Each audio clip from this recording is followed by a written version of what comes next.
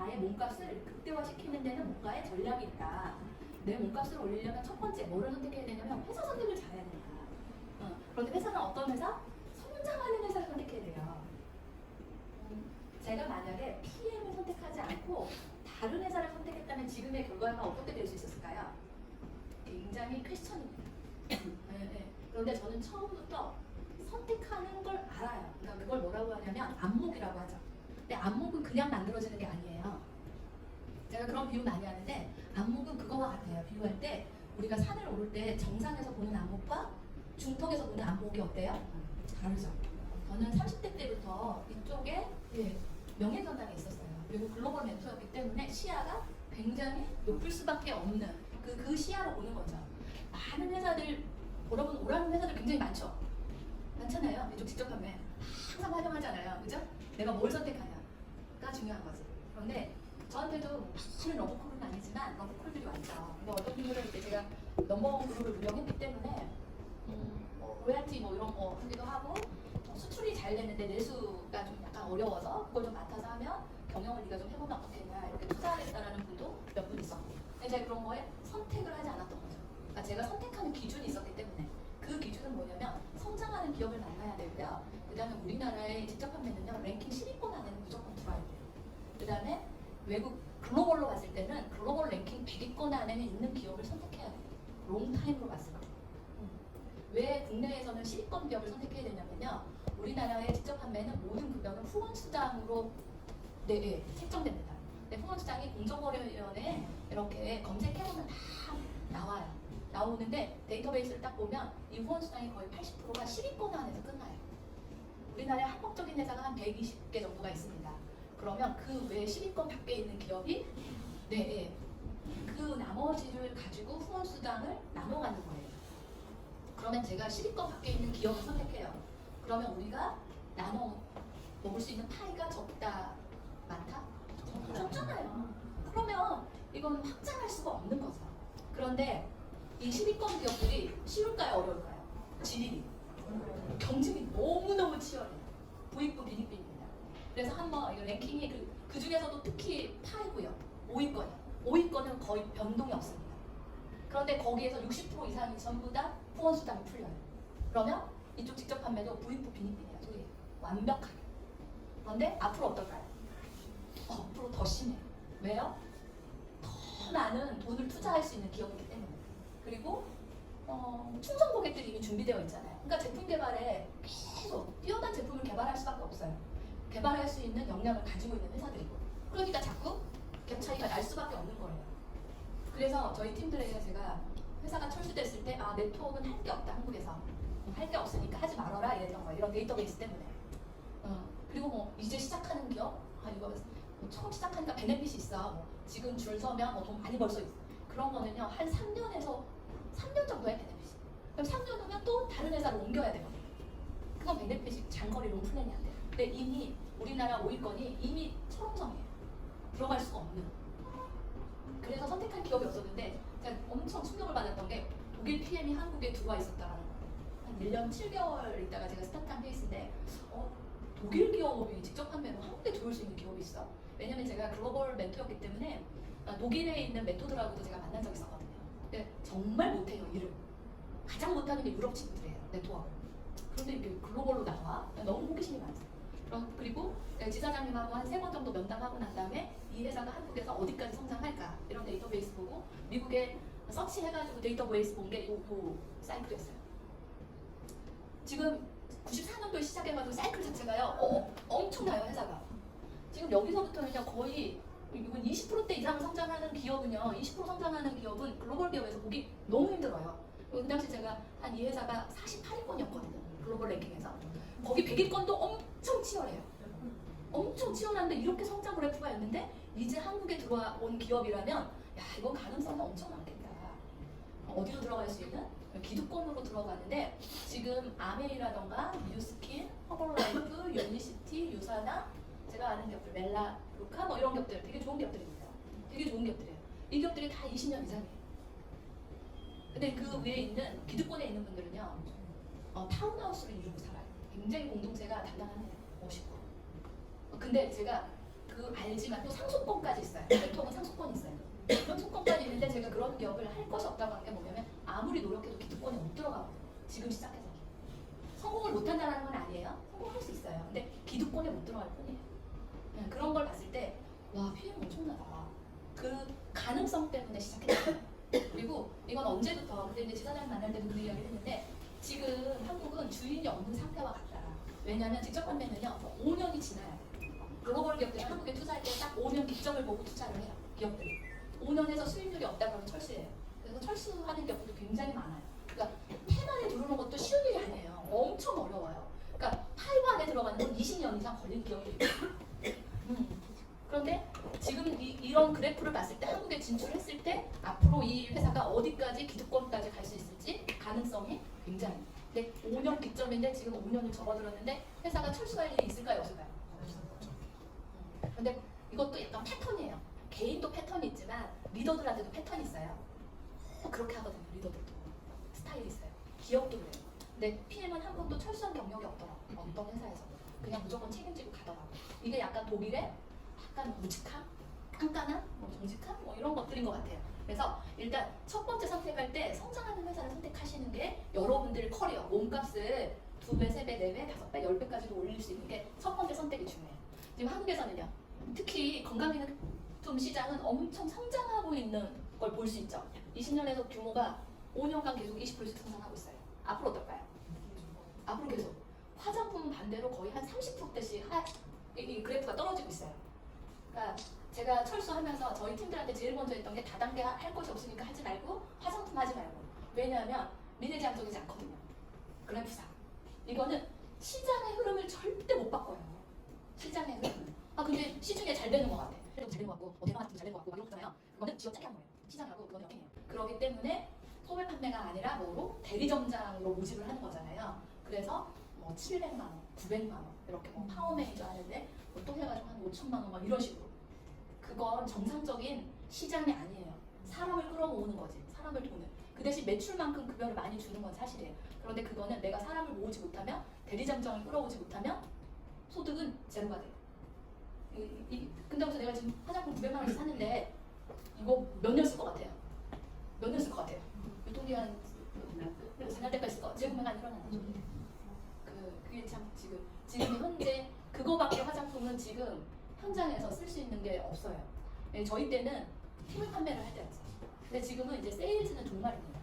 방문해서 세일즈하는 시대는 끝났어요. 네, 그래서 그 PM 같은 경우 세일즈가 아니라 그러니까 제가 가끔 전달하자면 저 못 팔아요 이래요. 그래서 100% 이야기합니다. PM은 파는 제품이 아니에요. 파는 게 아니라 뭐예요? 자가 소비, 나만 소비. 그래도 지금 20% 성장하는데 앞으로 성장률은 월 한 8,000불을 쓰는 시장이 될 거예요. 연으로 8,000불이. 그러니까 8,000불이니까 거의 한 1,000만 원 정도는 1년에 쓰는 품목이 이쪽이에요. 처음에 왔을 때 PM 왔을 때 비타민 미네랄이 필수래. 이것만 먹으면 된대. 14만 4천 원. 근데 아까 보니까 뭐 오메가도 있네요. 또 아침에 뭐 또 단백질을 먹으라고 그러네요. 또 제일식초도 저기에 있네요. 또 뭐 비타민 B군도 있네요. 품목이 어때요? 계속 늘죠. 지출이 계속 이쪽은 줄일 수가 없는 품목이에요. 그런데다가 저희가 이제 신제품 들어올 게 머리 헤어가 굉장히 독일 제품이 뛰어나요. 모발이 되게 굵어지는데 또 모발도 나기도 하고 이 제품도 들어올 거거든요. 그다음 기초 저희가 스킨케어 제품도 굉장히 우수합니다. 아직 없는 뭐 스킨이라던가 이런 것도 들어오고 또 셀룰라이트 굉장히 뛰어나다고 하더라고요. 셀룰라이트가 감소하는데 바르면서 그래서 그런 제품 추가로 들어올 거고 들어올 제품이 너무 많습니다. 저희가 에라이스트 연구소와 저희가 협약이 맺어져 있잖아요. 저희가 이제 비타민을 연구하는 박사님 그 이야기 하더라고요. PM의 경쟁력 중에 하나가 가장 큰 것 중에 하나가 사실은 에라이스트. 우리나라 카이스트 같은 곳이에요. 국가 협력 기관이잖아요. 그래서 그곳에서 협약을 맺었다라는 건 앞으로 100년 동안 신제품이 계속 개발될 거라고 생각하면 된다. 이해 가세요? 그래서 이 품목은 또 그런 데다가 세계에서 호감도가 가장 높은 게 독일 제품입니다. 독일 제품은 세계에서 인정하는 게 뭐냐면 다른 게 아니고요. 안전성이에요. 안전하다. 그리고 유기농. 이쪽은 세계에서 가장 까다로운 기준을 가지고 있어요. 그래서 세계에서 통하는 거예요. 그래서 특히 PM 같은 경우 원서버로 되어 있어서 제가 여기까지는 감안하지 못했어요. 사실은 제 시야가 여기까지는 높지 않았더라고요. 제가 글로벌 이 직접 판매 네트워크 마케팅 회사요. 원서버를 이렇게 하는 회사는 처음 봤어요. 원서버가 생각보다 굉장히 까다로워요. 이제 후발주자들 네트워크 회사들 직접 하면 후발주자들이 뭐 어디를 나간다, 어디 진출한다 하는데요. 그건 그들의 말이에요. 해외 시장에서요, 한국 제품이 그렇게 나이스하지 않아요. 왜냐하면 안전 기준 이런 것들, 그리고 그 경력 이런 거에 봤을 때 한국 제품 그렇게 나이스하지 않아요. 근데 독일 제품은 세계 어디를 가도 나이스합니다. 그래서 사실은 제 시야가 조금 거기까지는 못 갔는데 글로벌로 이렇게 통용될 줄은 몰랐는데 글로벌 시장이 굉장히 원서버로 너무 잘 돼 있어서 실제로 저는 이제 미국에, 그다음에 인도에도 들어가 있어요. 인도에 저희 회원이 있어요. 인도, 말레이시아, 그다음에 뭐 싱가포르, 일본 다 있어요. 근데 잘 생각해 보니까 한국인들이 없는 곳이 없어. 그리고 뭐 캐나다에 있는 분들, 이런 분들이 호주에 있는 분들이 연락이 왔어요. 호주에 있는 무역업 하시는 분인데 굉장히 몇 년간 계속 지켜봤는데 PM의 이런 속도가 그냥 뭐 꺼지는 속도가 아닌 것 같다. 자기가 호주에서 무역업 하지만 이걸 호주에서 해보고 싶다고. 근데 저희가 원서버여가지고 호주에서 지금 하고 있습니다. 하고 있는데 저한테 그 이야기 하는 거예요. 호주에서도 마찬가지인데 교민들이 그레이드가 낮은 분들은 네트워크를 굉장히 이렇게 한대요. 근데 굉장히 상류층 분들은 네트워크를 너무 호감도가 높다라. 모르는 분들이 이렇게 하는 거죠. 그분이 병이야. 그분은 그 호주를 기점으로 해서 중국, 그 다음에 뭐 대만, 뭐 이런 식으로 무역업을 하다 보니까 이렇게 자기는 비즈니스를 펼쳐나가고 싶은데 조이그룹이 되게 잘 되어 있는 것 같아요. 모든 걸 다 서치했는데 조이그룹이 가장 기본적인 안정적인 비즈니스 모델을 가지고 있다고 해서 지금 하시는 분이 있어요. 그때 오셨잖아요. 오케이. 그 다음에 이제 두 번째요. 브라이언 트래시는 내 커리어, 몸값을 올리는데 두 번째 찾을 게 뭐냐면 최고의 상사를 선택해라. 여기에서 벗어나지 못합니다. 여기에서 벗어나지 못해요. 여기 누군가에게 배워서 일을 해야 된다면 여러분 무조건 최고의 상사를 찾아가셔야 돼요.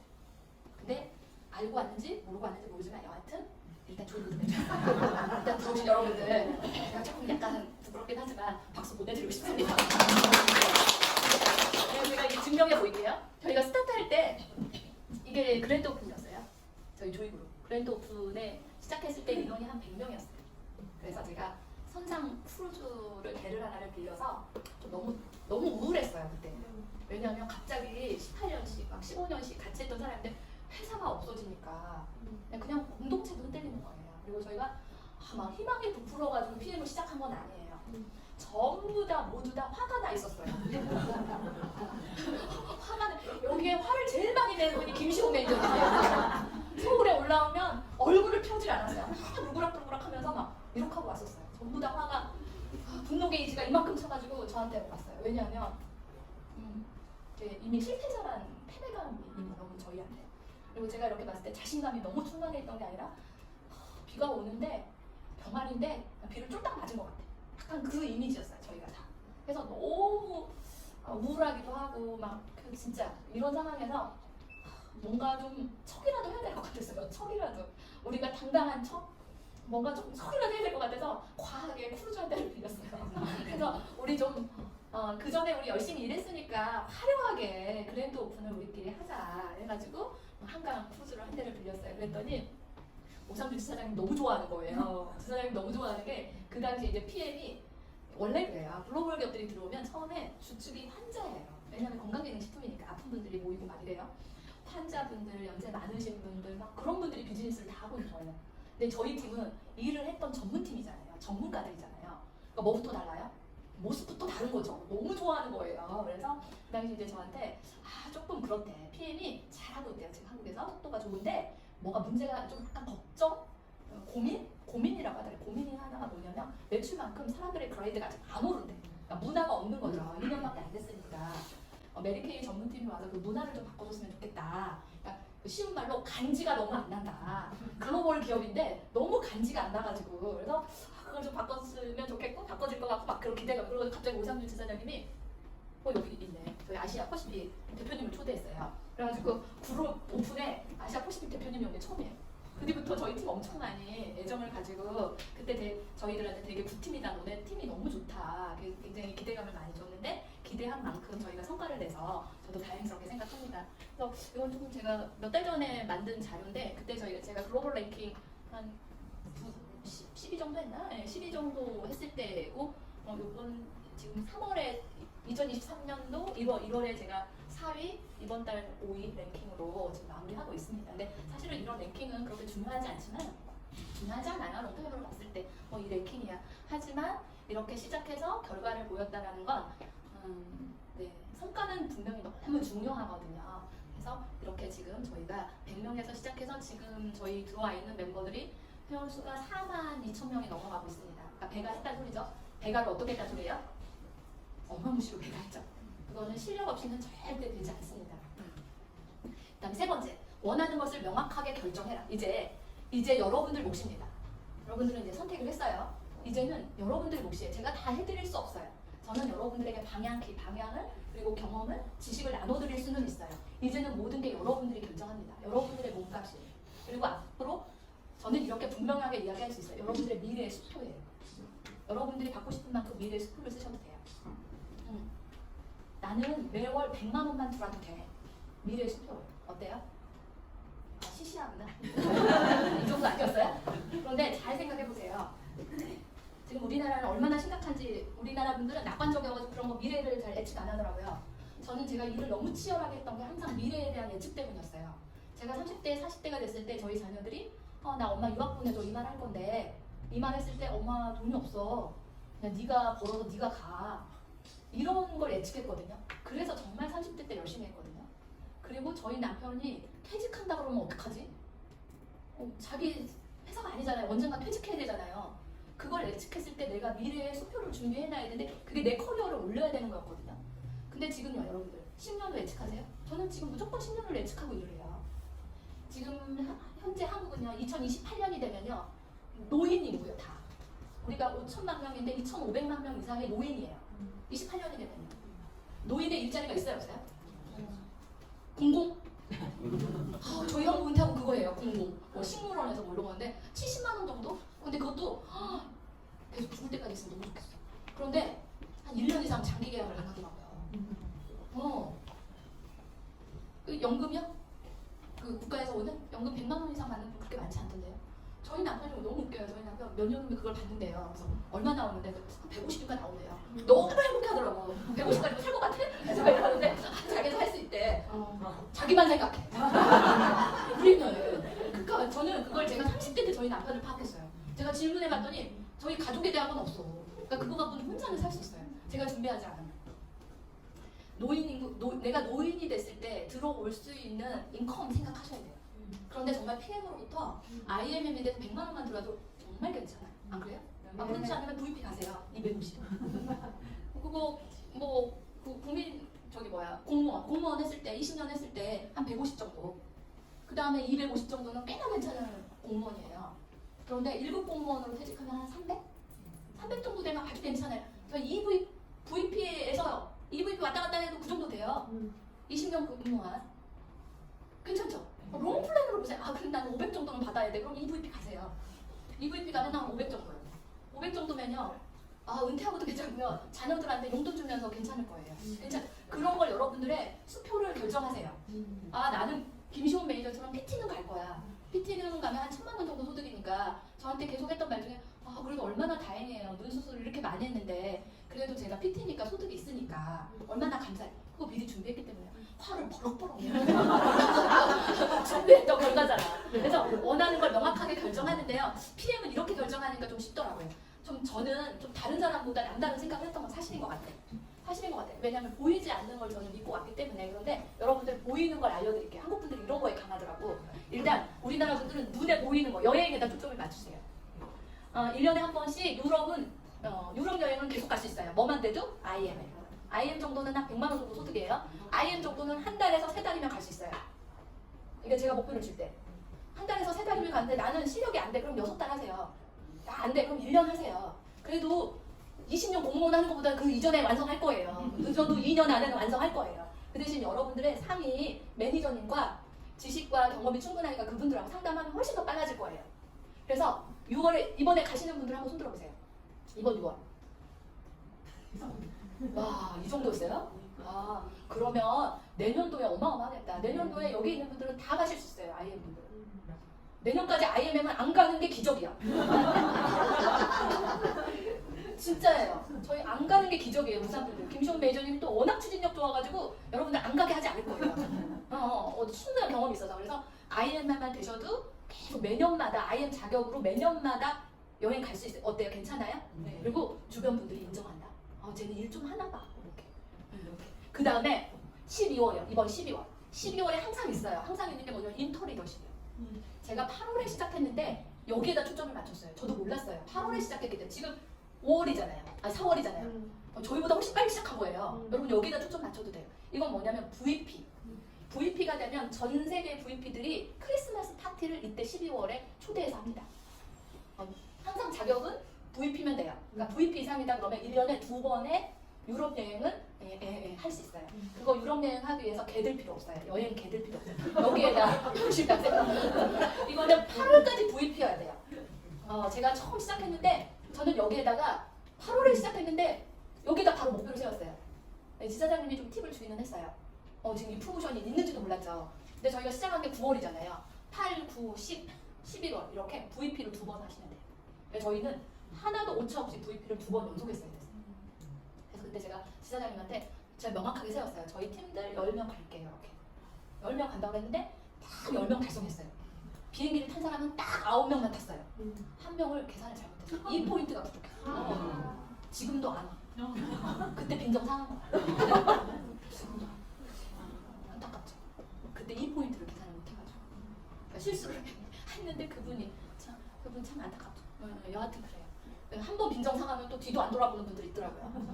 여기에다 초점을 이 두 가지의 목표를 세워보세요. 이번 8월에 나는 VP 자격으로 요거 윈터 리더십에 갈 수 있는 목표를 세울 수 있을 것 같다고 손들어 보세요. 이분들은 남으세요. VP 갈 분들만 남으세요. 제가 전략을 짜드릴 테니까. 네 번째는 긍정적 태도를 유지한다. 이건 그냥 매번 나오는 성공한 사람들이 하는 이야기가 아니라 저는 제가 경험해봐서 알아요. 정말 아무런 희망이 보이지 않는데도 제가 그 긍정적인 것 때문에 지금 버티고 있었던 것 같아요. 지금의 실력은 이거 하나였어요. 근데 나는 원래 긍정적인 것 같다라고 한번 손들어보세요. 가능성이 많이 보여요. 여기서부터예요. 다른 건 배우면 되더라고요. 배우면 되죠. 뭐 이거 저희가 연구하는 것도 아니고 배워서 할 수 있어요. 또 여러분들의 리더가 있기 때문에 제일 성과가 좋은 분도 어떤 분인지 제가 알아요. 제일 성과가 잘 나오는 분들. 그냥 저도 그렇지만 저희 딸이 가끔 한 번씩 저한테 그래요. 엄마는 참 아이러니야. 그래요. 엄마는 딱 그곳에 가 있을 뿐이야. 그래요. 어디? 2단에 빠질 뿐이야. 저희 큰아이가 심리예요. 대학원에 있거든요. 그러니까 수준이 좀 높아요. 엄마를 이렇게 초등학교 때부터 지금까지 봐왔잖아요. 엄마는 되게 독특하다. 독특한데 엄마는 이런 성향은 2단에 빠져있어야 되는데 2단에 안 빠진대. 그게 뭐냐면 절대 긍정이거든요. 엄마는 어떻게 그렇게 살 수 있어 할 정도로. 근데 그게 성공을. 그래서 저도 그렇지만 제일 잘하는 사람은 어떤 분이냐면요. 약간 백지. 약간 백지야. 그래서 좀 제안하는 대로 시키는 대로 해봐요. 근데 저희 딸은 백지가 아니에요. 얘는 좀 뭐가 많아. 시커먼 게 좀 많아요. 뭘 시켜도 머리를 써. 저희 딸을 보면서 제가 여러분들을 봐요. 저희 딸은 저를 보면서 또 보겠죠. 우리 딸을 보니까 머리를 잘 쓰는 경쟁자가 많을까요? 적을까요? 많아요. 선택권을 누가 줘요? 우리가 경력자 뽑는 거 아니잖아요. 면접 해가지고 우리가 사원 뽑는 거 아니잖아요. 직원 뽑는 거 아니잖아요. 어찌 볼 때는 나의 상사를 선택하잖아요. 그분들. 그런데 이미지가 좋은 분은 어때요? 훨씬 더 기회가 왔을 때 안 놓치세요. 잘 생각해보세요. 여러분들이 계속 이 자리가 아니에요. 리더가 될 거예요. 누군가를 내 파트너를 도와줘야 돼요. 도와줘야 되는데 이미 첫 번째부터 뭐부터 보는지 아세요? 그냥 사람은 무조건 그냥 상처를 흔들어요. 이 사람 일 잘하겠네. 이 사람은 뭐 영향이 없겠네. 그거 어떻게 판단해요? 그냥 이미지로 판단하잖아요. 여러분들은 매번 선택을 하잖아요. 세일즈하는 분들 이렇게 오고 어떤 사람들 만나면 여러분들도 똑같지 않아요? 전문적 이미지 갖고 있는 분한테 이분은 일을 그냥 대충 하는 게 아니라 아예 전문적으로 하네 이러잖아요. 그래서 브라이언 트레이시 뭐라고 하냐면 이건 아무도 안 가르쳐줘요. 하지만 내 몸값을 올리고 싶은 사람이 또 이미지를 가는 거예요. 성공적 이미지를 가세요. 옷을 매번 바꿔 입으라는 소리는 아니에요.